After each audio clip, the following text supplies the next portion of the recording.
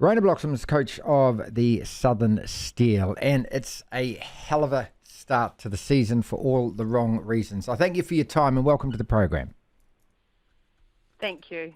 It can't be easy at all. You've had wonderful success. You know, you've won it 2017, 2018, and that was the first year under you in 2018 when you won it. So I suppose this is testing everything about you right now. Yeah, that's exactly what's happening. I think it's been a season that you won't forget, but probably for all the wrong reasons. To be fair, we've had a bit of it's been a bit of a rough start, and it's been a hard ride, but it's providing plenty of learnings this season. Like what exactly? Oh, look, I think the biggest learning is that, we've obviously lost George Fisher, which was a huge loss to us prior to the season starting.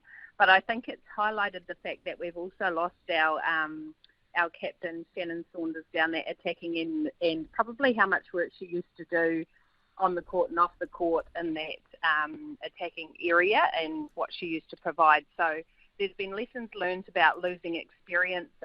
There's been lessons learned about, giving people opportunities and time, but that there's no other way to learn than be thrown in the deep end. But at times that can be pretty hairy and pretty rough. So they're learning as they go, and the thing is that they are making improvements, although sometimes it doesn't feel that way. So we just have to ride it while we can and take the good things out of it. As a coach, when you haven't won and you've lost 10 games, you go into the next game. What do you say to your team about that? Do you say, look, we can't think about that, or do you try and use that as motivation? How does it work for you as a coach? Yeah, look, I think we've changed our thinking, especially the last couple of games around, we've always been talking about what does success look like for us, what are the little wins that we can take out of games. So that isn't something that's new, but at the moment the focus is on, look, what's my job out on the court, what is my job within the structure, what does my role look like, what does that look like when I'm successful, and how do I make sure that I hold on to those successful moments and try and eliminate some of the errors that are in my game. We've also talked about how even the best players in the world make errors, but you have to be able to think about what next. So we've shifted our focus from the winning outcome, I suppose, and just trying to make those little gains out on court.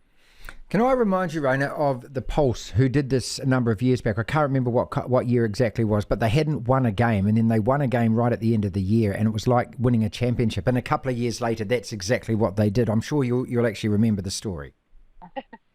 Yeah.